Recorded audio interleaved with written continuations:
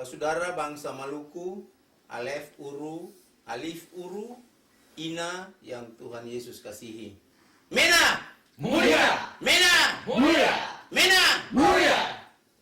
Firman Tuhan dalam Mazmur 126 menggambarkan kepada katong semua tentang bagaimana sukacitanya bangsa Israel sewaktu mereka dipulihkan dari keadaannya yang tidak layak, dari keadaan yang bobrok, dari keadaan yang hina dina, dan berbagai keadaan yang sangat memprihatinkan, kepada keadaan mereka yang lebih baik, keadaan yang penuh dengan kelimpahan, penuh dengan kebebasan, penuh dengan keamanan, penuh dengan kesentosaan, penuh dengan kedamaian, penuh dengan kesejahteraan. Pokoknya penuh dengan berbagai keadaan yang menyenangkan. Saudara bangsa Maluku yang beta kasihi, beta hormati, dan beta perjuangkan siang maupun malam.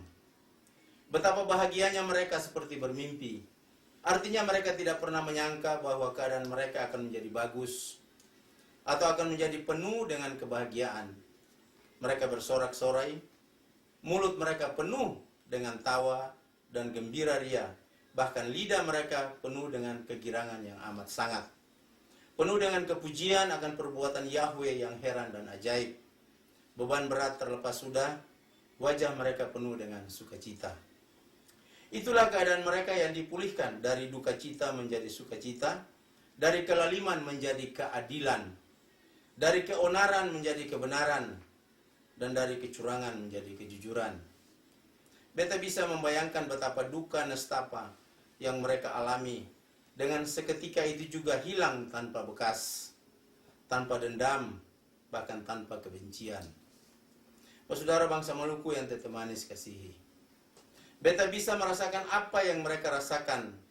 Dan beta juga yakin dan percaya bahwa saudara bangsa Maluku juga dapat merasakan apa yang Israel rasakan pada saat mereka dipulihkan oleh Hua yang Bapa satu-satunya di sorga. Mereka dihajar dengan keras oleh Tuhan melalui tangan-tangan bangsa kafir yang tidak mengenal Allah pada saat itu. Khususnya mereka dikepung oleh Sanherib, Raja Asyur, yang menyebabkan mereka sangat sengsara dan menderita dalam perbentengan mereka. Dan oleh karenanya mereka mengeluh dalam doa. Raja Hizkia dan Nabi Yesaya bin Amos serta seluruh rakyat Israel berdoa dan berseru kepada Tuhan pencipta langit dan bumi. Mereka berbalik dari jalan-jalan mereka yang mendukakan hati Tuhan. Dan pada saatnya sesuai waktu Tuhan, maka Tuhan menggantikan penderitaan mereka dengan kesembuhan total yang penuh dengan berkat Tuhan. Tuhan memerintahkan malaikatnya sendiri membunuh 185.000 orang dalam perkemahan Raja Asyur. Apakah dia panglima? Apakah dia pahlawan? Apakah dia prajurit? Semua dibunuh. Bahkan Raja Asyur juga mati, dibunuh oleh anaknya sendiri. Saudara bangsa Maluku yang berbahagia, inilah suatu bukti dan wujud nyata penyertaan dan pembelaan Tuhan dalam sejarah perjalanan dan perjuangan bangsa Israel atau Yahuda dalam negeri mereka yang penuh limpah susu dan madu. Di samping banyak lagi yang lain yang Tuhan tunjukkan bagi mereka. Mungkin orang akan bilang, ya itu kan Israel, itu bukan Maluku, itu bukan Ketong dan sebagainya. Tetapi beta mau bilang para saudara dong semua, bahwa Ketong juga terhisap dalam firman ini. Semua hamba Tuhan asal Maluku, semua pemimpin atau petinggi sekuler asal Maluku, siapapun adanya dia, semua rakyat asli Maluku bersatu padu, berteriak minta pertolongan Tuhan, dan berbalik dari jalannya yang fasik, maka Ketong akan lihat bagaimana Hua dalam Tuhan Yesus bekerja untuk pemulihan Maluku. Dahsyat saudara, bukan mimpi saudara, tetapi wujud nyata pengandalan akan Tuhan. Sesuai dengan apa yang tertera dalam Mazmur 1 ayat 1 sampai dengan 3 dan Yeremia 17 ayat 7. Diberkatilah orang yang mengandalkan Tuhan. Ingat bahwa tanah yang ale dong pijak sekarang ini, yang daripadanya ale dong bekerja, ale dong makan, yang daripadanya ale dong menikmati hasil-hasilnya, adalah tanah air Republik Maluku Selatan tercinta. Belum pernah ada sejengkal pun tanah Republik Indonesia RI 17 Agustus 1945 di dalam bumi Maluku. Sejak dahulu kala Maluku adalah Maluku. Dan waktu penjajah Belanda menjajah Maluku, pada saat itu Maluku adalah negara yang bebas dan merdeka. Demikian pula pada saat RI memproklamirkan kemerdekaannya pada 17 Agustus 1945, Maluku berada dalam wilayah kekuasaan dan kepemerintahannya sendiri, yaitu Dewan Maluku Selatan, di mana Maluku adalah merupakan daerah otonom dari wilayah kerajaan Belanda.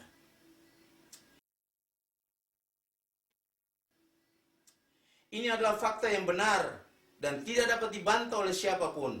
Dan untuk itu, melalui kesempatan ini, beta peringatkan kepada semua unsur kepemimpinan asal Maluku, siapapun dia, supaya berkiblatlah kepada kebenaran.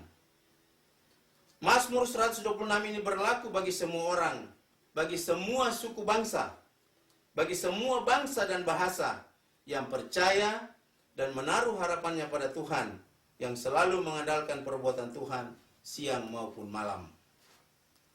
Ketong perlu dihajar dengan keras supaya ketong mengenal diri ketong, supaya ketong bisa dengar-dengaran, supaya ketong takut akan Tuhan dan hormat akan raja atau hormat akan pemimpin.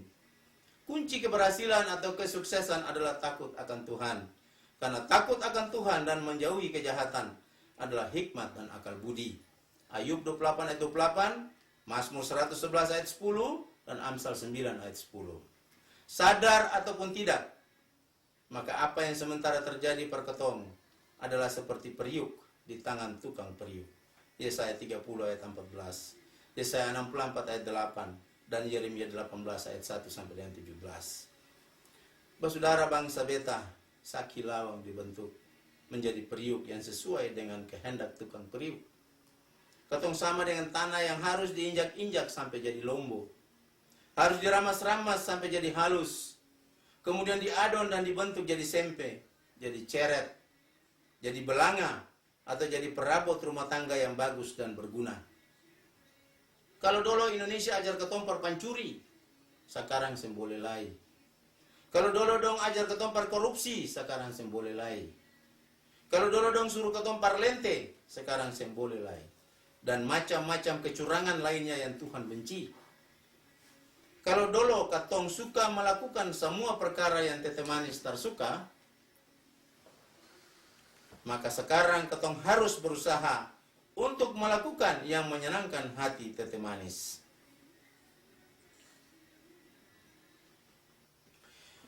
Tuhan Yesus sementara membentuk beta dan ale dong semua anak bangsa Alef Uru, supaya apabila ketong masuk negeri pemulihan, maka ketong taruh dan jalankan nama Tuhan di atas segala-galanya. Dan umatku yang atasnya namaku disebut, merendahkan diri, berdoa, dan mencari wajahku, lalu berbalik dari jalan-jalannya yang jahat, maka aku akan mendengar dari sorga dan mengampuni dosa mereka, serta memulihkan negeri mereka. 2 Tawarikh 7 ayat 14. Saudara dong semua yang beta cintai, memangnya Tuhan bicara main-main lewat firman-Nya? Memangnya firman ini hanya isapan jempol Tuhan Yesus saja? Kenapa sampai sekarang ketong berjuang untuk sebuah kebenaran yang adalah hak ketong, mar sepertinya Tuhan tidak mendengar? Memangnya tangan Tuhan kurang panjang untuk menolong Ale dan beta? Dan lain-lain sebagainya. Tetapi semua ini justru adalah karena sesuai dengan apa yang terhisap dalam kebenaran firman Tuhan melalui Yesaya 59 ayat 1 sampai dengan 21, yaitu dosa ketong semua, ketidakdengar-dengaran ketong semua, ketegaran tengkuk ketong semua.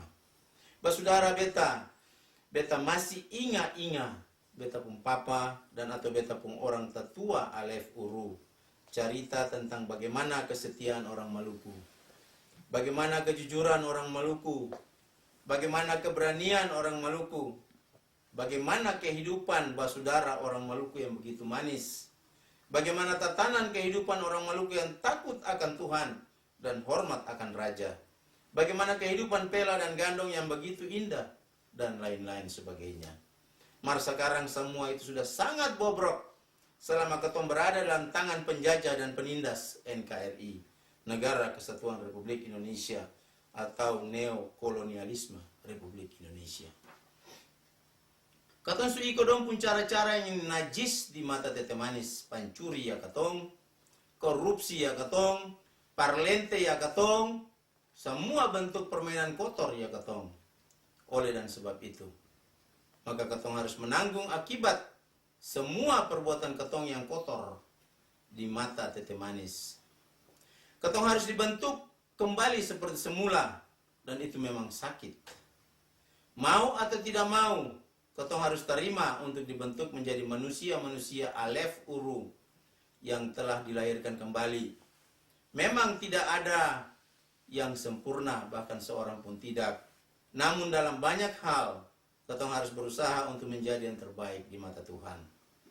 Ketong mau selalu cepat, karena terlalu menderita, karena terlalu sengsara, karena terlalu sakit hati. Sampai-sampai ketong bisa bilang begini, itu antua di sana, dong bikin apa? Antua bikin apa di sana? Kok sampai sekarang bolong-bolong lagi? Tete manis mengkali susah dengar ketong lagi. Simon saya selalu parenta ketong bikin ini dan itu. Marco bolong-bolong lagi. Dan macam-macam lagi yang lain. Itulah manusia mau cepat, seng mau lelah hati, seng tahan antua pun waktu.